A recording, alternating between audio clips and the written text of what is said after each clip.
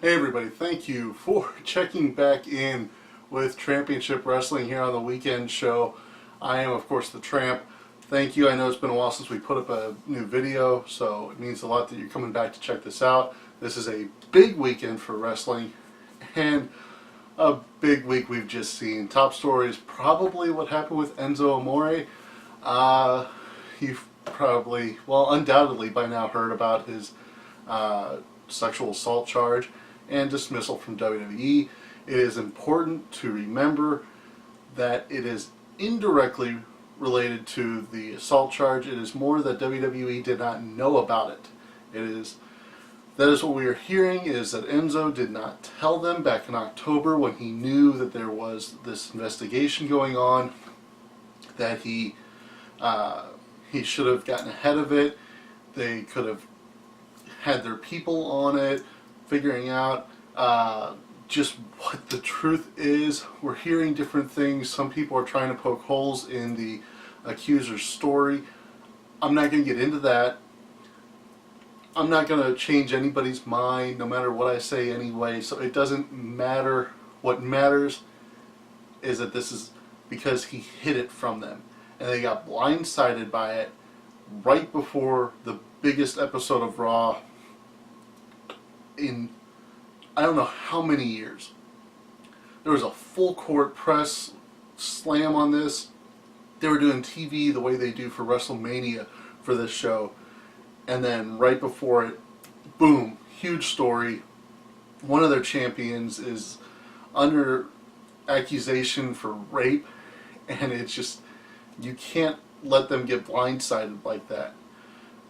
So yeah, he's gone. They're doing a soft reboot of 205 Live. We'll have a challenger for the now vacant title. Enzo's not in there, and they are now going to appoint a GM specifically for the cruiserweights, as opposed to giving it to Kurt Angle, who storyline-wise has never seemed to really care about them. So we'll be seeing where that's going. Not exactly a wrestling-related story, but still, really have to touch on it at least a little bit. The XFL is coming back in 2020. Vince McMahon is going to apparently be the 100% owner. The original XFL was a joint venture of WWE and NBC, and this one, it's not even WWE, it is Vince McMahon's personal funds. He's planning on owning all 8 teams. There's still the speculation that this is related to Trump and the NFL protests. Haven't really heard much to kind of shoo that suspicion away, but we got a little over 2 years before we'll have to worry about it. And again, Raw 25 happened this week. The biggest news would be that Roman Reigns lost the Intercontinental Championship to The Miz. The Miz, I believe, is 1 reign away from tying Chris Jericho's record for the most Intercontinental Championship reigns. He's probably going to break it by the time he retires, unless something horrible happens and his career is cut short. Because without an unnatural ending, he's got many years ahead of him, and he's probably the best mid-card wrestler out there. He should be a main eventer, but they just don't like to take him seriously enough to hold that main event spot, but he can hold that mid-card spot for as long as he wants to. The people in the Manhattan Center did not seem to be very happy with their Nostalgia Fest. That was basically all they got. They got 2 matches. They got the first ever televised Bray Wyatt Matt Hardy match. A lot of people weren't real happy how that turned out, because they wanted Matt Hardy to win clean when the first time they met, but whatever. And they got the Good Brothers versus Revival match, which a lot of people are upset that the Revival lost and then got beat up by the Clique, but they got beat up by like 7 people. You don't lose your heat when you get beat up by 7 people. You lose your heat when you don't rebound from it later on. That's what happened to the Ascension. It wasn't that the Ascension got beat up by a bunch of old people. It was that the Ascension got beat up by a bunch of old people, by a lot of old people and then never did anything afterwards that was impressive. Back when it was 2-on-2 like it always should have been. That's what killed the Ascension. Now, if the Revival doesn't pick up any wins, doesn't look strong in any of their next few matches, then yes, their heat is gone. But until that does or does not happen, it is way too early to call anything. Be patient. Just be patient, children. And then they also got some, I believe, 205 matches that didn't make TV, but they weren't happy. They had to watch what was going on in the Barclays Center on one big screen, which was basically what we all expected was going to be the case because it's a small arena and it was a simulcast, and you know there's only so many ways to do it. But tickets were extremely pricey, and some people don't feel they got what they paid for. Now to get into the weekend shows. By the time you see this, New Japan will already have put on New Beginning in Sapporo, so that will probably not be something that we're going to talk about much, just because it is so hard to talk about New Japan when this video is scheduled weird. But I do want to talk about the shows on Saturday. Beyond Wrestling, going to be streaming on Powerbomb TV. This is the Spirit of 76. This is their first show in Philadelphia, held at the Wrestle Factory, Chikara's home, and it is a secret show. We know a few of the people that are going to be in it, but we don't know who's fighting who. It looks like there will be a Powerbomb Championship match with Jonathan Gresham, but we don't know who he's facing. It's all up in the air. It's a completely secret show because they sold out quick enough that they said, well, if we can sell out without telling you who's on it, why should we tell you who's on it? And I like it. I'm glad they did it.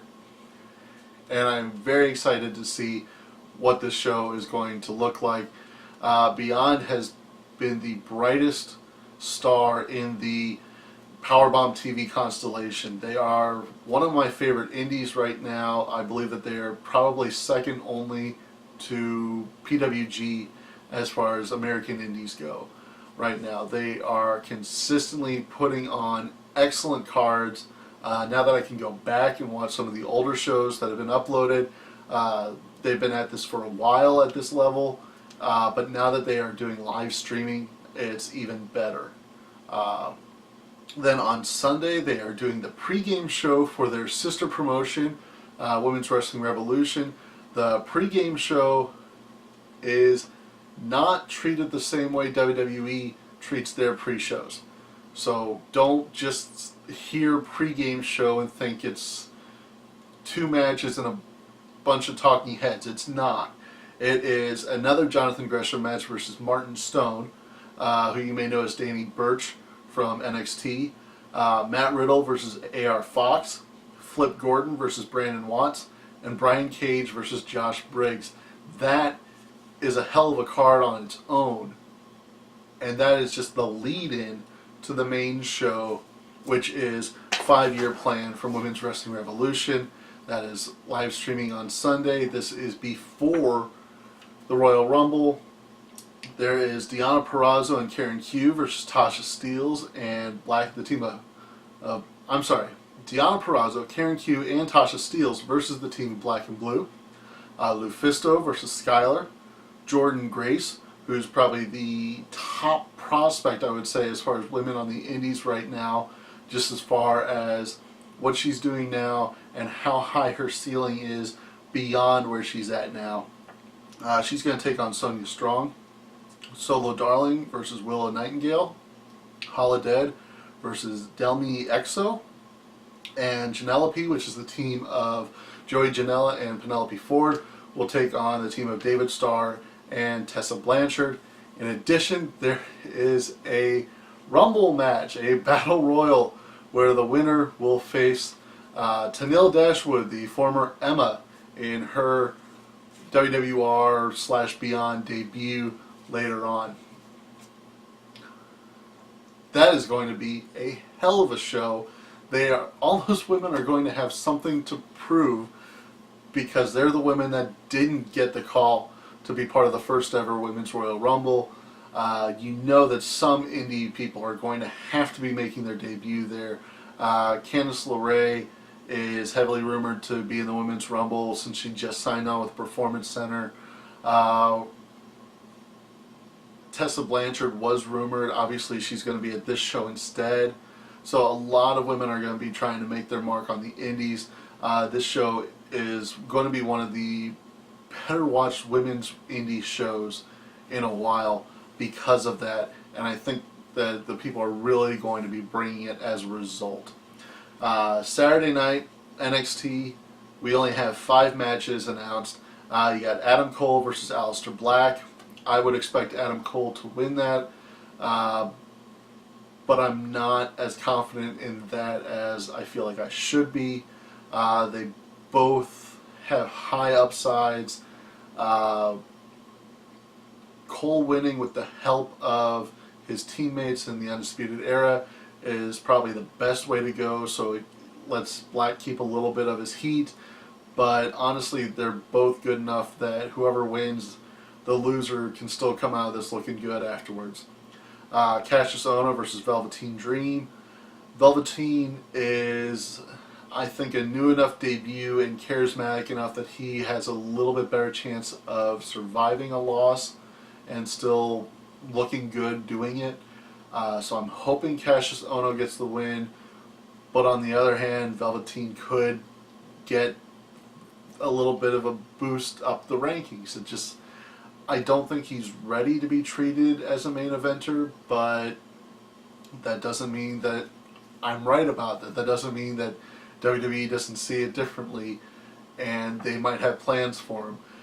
Cassius, I do not see going back to the NXT main event. I think he's going to get the call up sometime this year without ever picking up that title, and he's going to kind of be put in that Ty Dillinger role where he debuts in the mid-card and they kind of test the waters to see how he does with fans, and then they might kind of pull back a little bit depending on how he's received.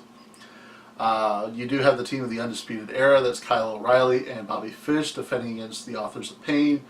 I do not expect the Authors of Pain to get the titles back. They don't need them. I don't think that it would do anything for them. They are big enough and at this point taken seriously enough as wrestlers that this would be a step backwards for them, honestly. They need to be called up. If not now, then WrestleMania, Raw at the latest. There's just nothing left for them in NXT. Ember Moon will be defending her championship against Shayna Baszler. This would be a great way to establish Shayna in what would only be her second televised NXT match. I believe that she will pick up the win, and Ember will try to get the title back as the underdog that got screwed over in her first title defense, but she won't get it back. Andrade Almas is going to defend against Johnny Gargano. I would love to see Johnny Gargano as the champion, but I don't think Almas is going to lose this early into his reign.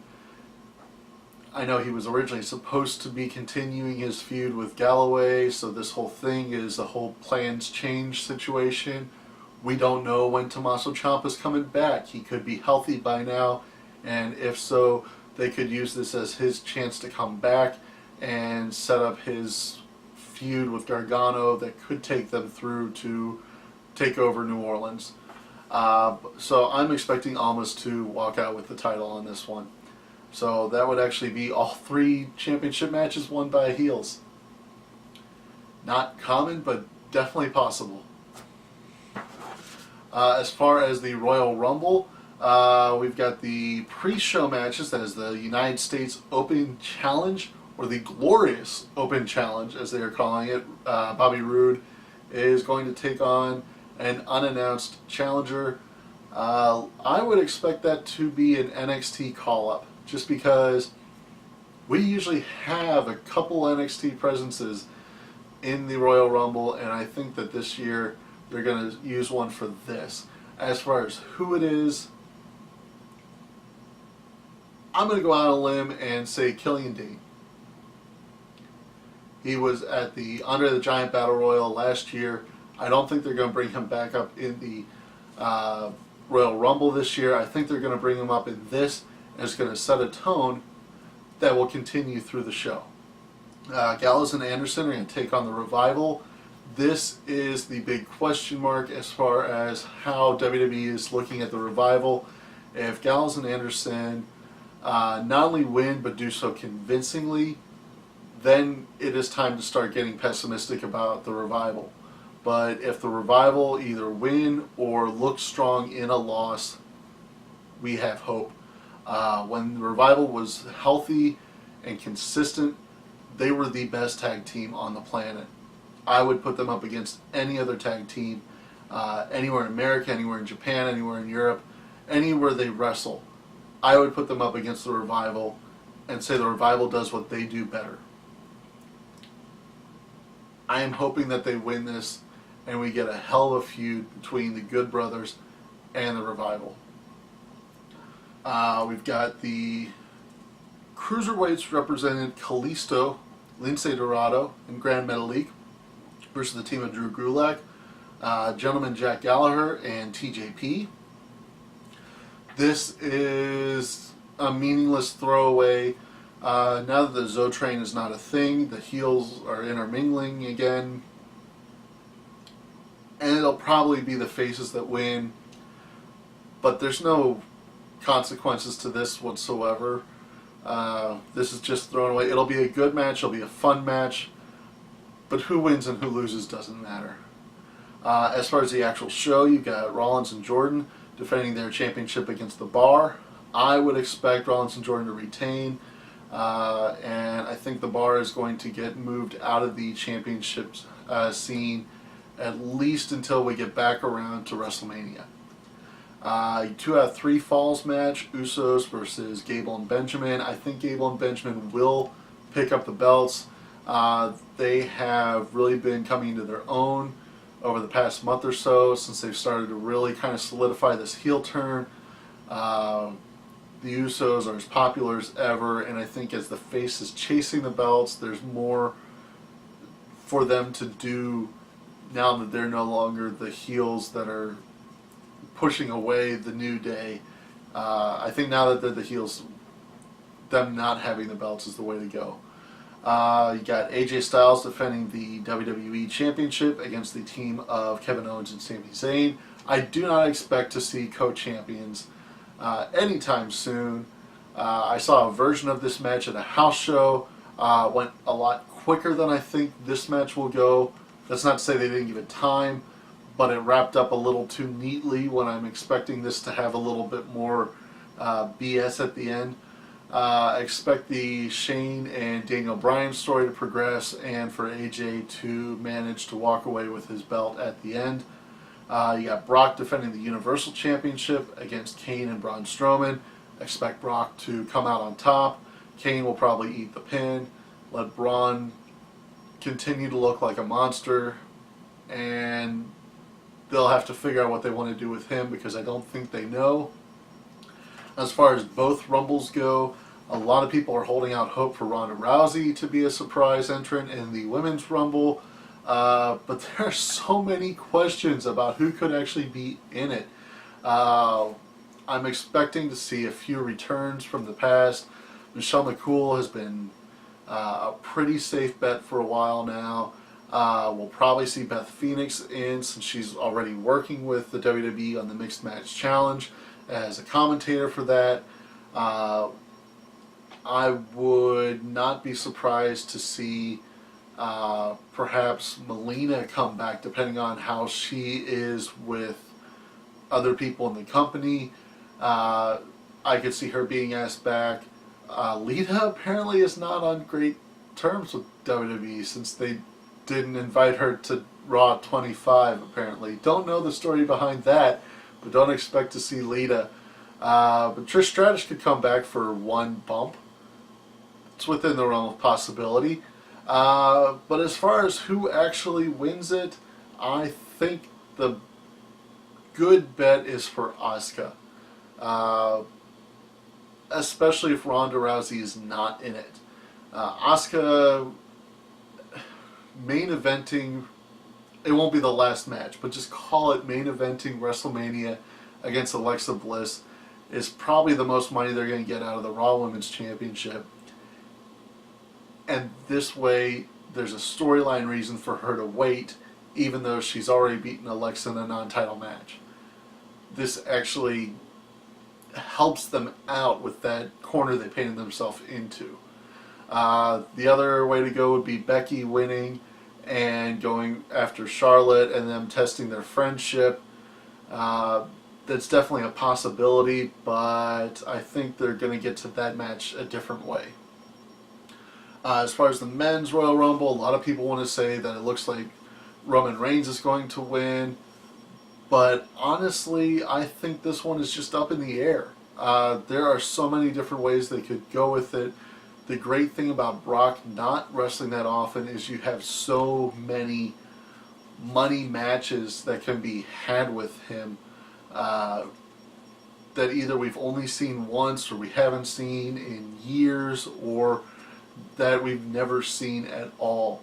That you could put almost anybody on the Raw roster up against Brock at WrestleMania, and given the 2 months between now and then, you can make that a money match just because it hasn't happened. So that could be anybody. As far as a SmackDown, you still got Shinsuke Nakamura that could take on AJ Styles. You could throw almost anybody at AJ Styles and you're going to get a great match. Now I am looking forward to WrestleMania. I will be there. I'm on the floor. I've been getting my tickets for all the different shows I'm going to. I'll be at WrestleCon. I will be at the WrestleCon Super Show. I got like 4 or 5 shows at the Pontchartrain Train Center. I'll be all over Bourbon Street, just getting drunk all the time. If you see me out there, say, "Hey, you fat idiot, I watch your shows and I click dislike," and I'll ignore you because I'll be drunk and I don't like talking to people when I'm drunk. But seriously, if you see me, say hi and then go do something else. But I would love to grab a beer or something if you run into me at New Orleans for WrestleMania. We are getting so close. The shows are starting to get much better promoted. We're seeing who's going to be on these shows. We're going to be talking about this on the next episode, which I hope is coming next week. We will see. Depends on what my week looks like. But we will be talking about the indie shows in New Orleans. And if you haven't gotten tickets to any of them, why not? Are you not going? Why wouldn't you go? Anyway, I love you guys. Thank you for coming back to the show. Cheers.